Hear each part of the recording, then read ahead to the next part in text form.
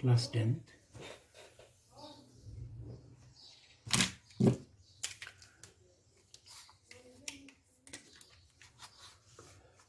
ये जो हमारा चैप्टर है मैनेजमेंट ऑफ नेचुरल रिसोर्सेज, इसमें ये लास्ट के क्वेश्चन आप लोग कर रहे थे एक्सरसाइज में से।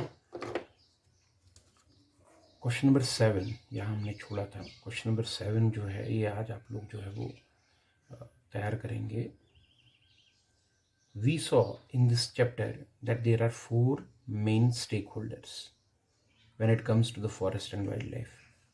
Which among these should have the authority to decide the management of forest produce? Why do you think so?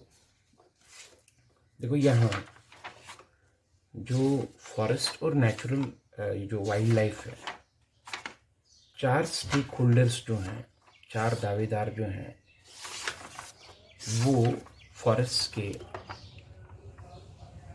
और वाइल्ड लाइफ के मेन है।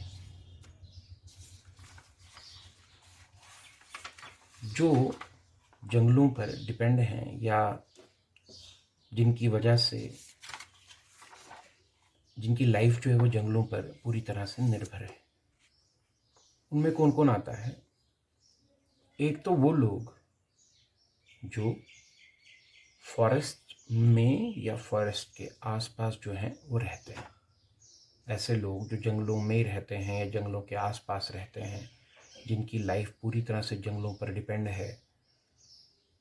आप लोग जानते हैं कि हर जगह पर ऐसे कई लोग होते हैं, ऐसे कुछ कम्युनिटीज़ होती हैं जो फॉरेस्ट में या फॉरेस्ट के आसपास के एरियाज़ में रह के जंगलों पर ही पूरी तरह से डिपेंड करते हैं। तो एक तो वो स्टेक होल्डर्स में आ जाते हैं, people living in and around forests, जो जंगलों में ग्रेजिंग करवाते हैं अपने एनिमल्स की, उनको चराते हैं और जंगलों से निकलने वाली चीज़ों से ही उनका जो है काम वो जो है चलता है।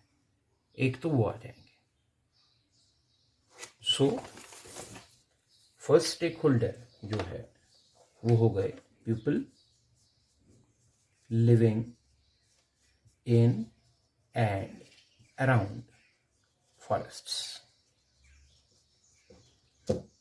नंबर 2, गवर्नमेंट जो है, सरकार जो है, उसका भी हक जो है वो जंगलों के ऊपर तो है।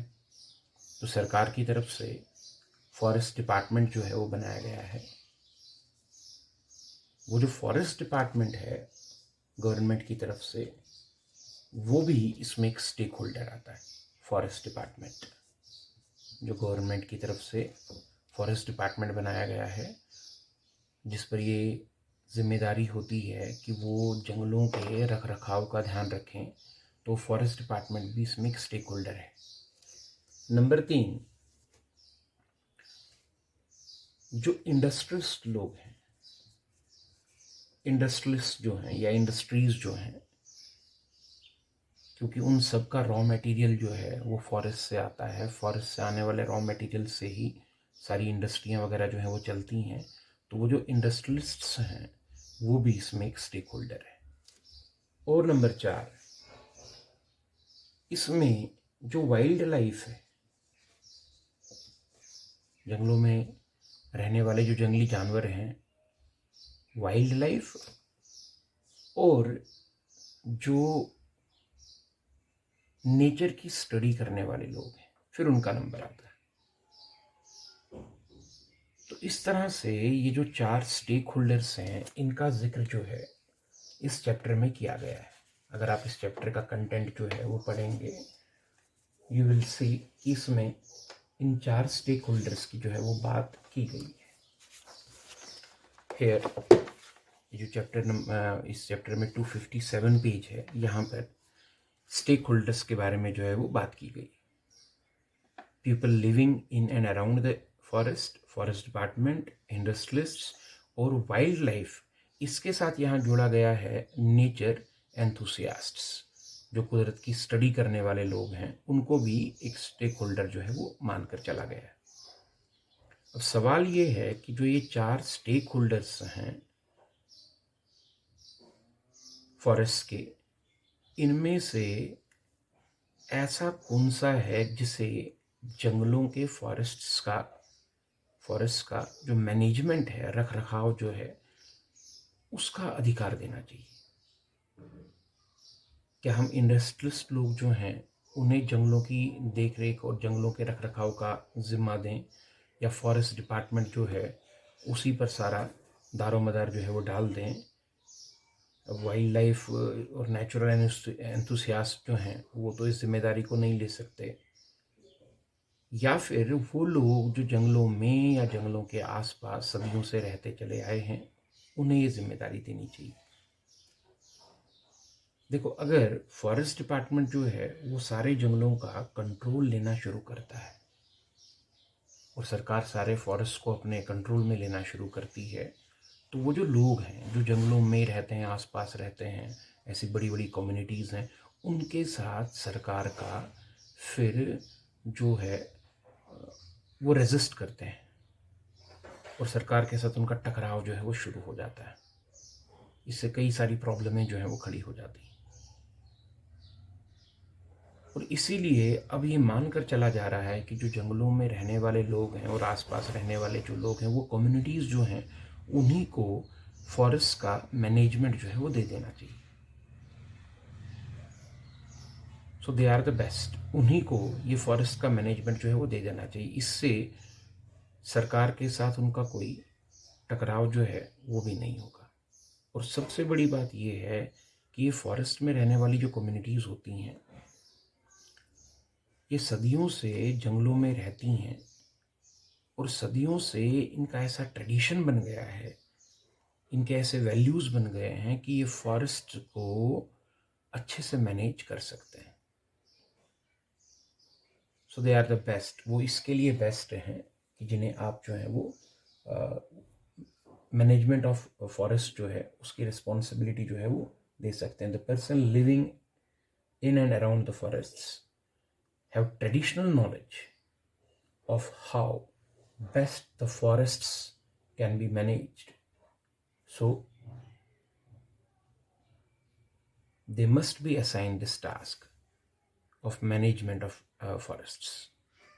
ना कोई टकराव होगा और मैनेजमेंट ऑफ नेचुरल रिसोर्स जो है, मैनेजमेंट ऑफ फॉरेस्ट जो है वो भी अच्छे से हो जाएगा। उनके वैल्यूज़ ही ऐसे डेवलप हो गए हैं, वो इतना मानते हैं फॉरेस्ट को कि वो ज़्यादा नुकसान जो है फॉरेस्ट को नहीं पहुंचाते, जितना चाहिए उतना लेते हैं और बाकी जो है छोड़। उनके वैल्यूज़ और बिलीव्स ऐसे हैं,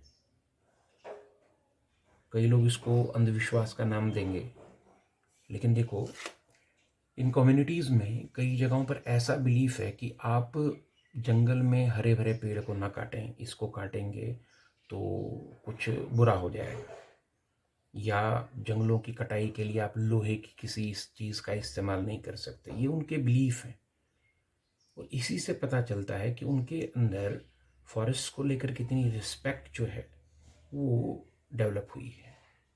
तो उनके बिलीफ को, उनके उस विश्वास को ठेस न पहुंचाते हुए उनको फॉरेस्ट की मैनेजमेंट का काम अगर दे दिया जाए और ऊपर से जो फॉरेस्ट डिपार्टमेंट है वो उन पर ये निगरानी रखे कि कहीं किसी वजह से वो फॉरेस्ट का बहुत ज़्यादा इस्तेमाल जो है, एक्सप्लॉइटेशन जो है उसकी ना कर रहे हों, तो फॉरेस्ट डिपार्टमेंट के नज़र में रखते हुए उन्हें इसको मैनेज करने का काम जो है वो दिया जाना चाहिए।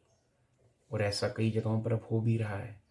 उनकी ही फॉरेस्ट प्रोटेक्शन फोर्सेस बनाई जाती हैं जिसमें मेनली उन्हीं को लिया जाता है और उन्हीं से फिर जो है फॉरेस्ट को कंजर्व करवाने के काम जो हैं उनको जो है वो शुरू किया जाता है। तो इसका आंसर जो है आप लोग तैयार करेंगे।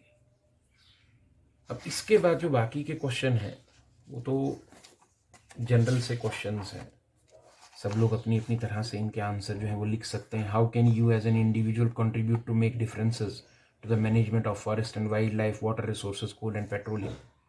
कोल और पेट्रोलियम जो है उसको मैनेज करने में आप क्या कर सकते हैं? तो ये सब पीछे कई बार आ चुका है। हम लोग renewable sources of energy use करेंगे, पेट्रोलियम का इस्तेमाल कम करेंगे, सोलर एनर्जी का इस्तेमाल करेंगे, अननेसेसरी जो है एनर्जी का वेस्टेज जो है उसे रोकेंगे, वगैरह वगैरह जो आपने कई बार पढ़ा पीछे, वो इसमें फिर लिखना है। वाटर रिसोर्सेज को बचाने के लिए रनिंग टैप्स को क्लोज़ करेंगे, पानी को बचाएंगे, रेन वाटर हार्वेस्टिंग करेंगे, वो सारे पॉइंट्स आ चुके हैं। फॉरेस्ट और वाइल्ड लाइफ को बचाने का क्या काम कैसे किया जा सकता है वो भी पीछे एक क्वेश्चन में हम लोग ऑलरेडी पढ़ चुके हैं। ऐसे ही क्वेश्चन नंबर 9 है, what can you as an individual do to reduce your consumption of various natural resources. ये भी इसी तरह का क्वेश्चन है। List 5 things that you have done. आपने एक हफ्ते पीछे क्या किया नेचुरल रिसोर्सेज के कंजर्व करने के लिए। आपने अगर कुछ किया है तो वो पॉइंट्स जो हैं आप उसमें लिख सकते हैं। और क्वेश्चन नंबर 11 भी ऐसा ही है कि ये जितने भी इशू जो हैं इस चैप्टर में रेज हुए हैं उनके बेस पे आप अपने लाइफस्टाइल में क्या क्या चेंजेस करना चाहेंगे। तो लाइफस्टाइल में चेंजेस क्या करना चाहेंगे, जैसे गाड़ियों का इस्तेमाल जो है उसको पर्सनल व्हीकल्स का इस्तेमाल ना करके पब्लिक ट्रांसपोर्ट इस्तेमाल करेंगे, जहाँ हो सके पैदल जाएंगे, पॉलीथीन का यूज़ जो है उसको मिनिमाइज़ करेंगे, रिन्यूएबल सोर्सेज को प्रमोट करेंगे, रिसाइकलिंग जो है हम लोग प्रमोट करेंगे, कूड़ा करकट ऐसे कहीं भी नहीं फेंकेंगे, जो चीज़ें रीयूज़ हो सकती हैं उन्हें रीयूज़ करेंगे, जो रिसाइकल हो सकती हैं उन्हें रिसाइकल करेंगे, घरों में रेन वाटर जो है उसको हार्वेस्ट करेंगे, बरसात के पानी को जमा करेंगे।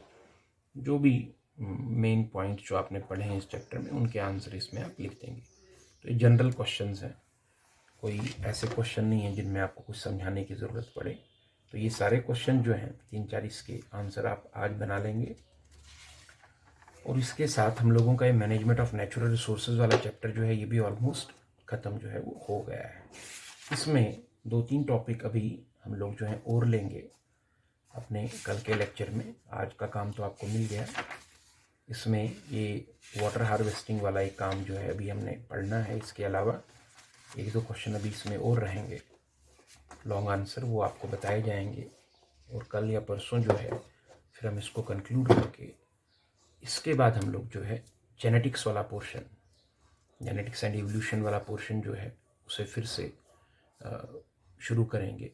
क्लासेस में कुछ बच्चों ने, एक बैच ने ये जेनेटिक्स वाला पोर्शन जो है वो कंक्लूड कर लिया था, ख़त्म कर लिया था। और एक बैच का शायद ये वाला यूनिट जो है शुरू हुआ था। तो जो भी है अब यूट्यूब पे भी ये यूनिट जो है इम्यूनिटी नहीं, जेनेटिक्स, हेरिडिटी एंड वेरिएशन वाला जो है वो हम लोग जो है लेंगे।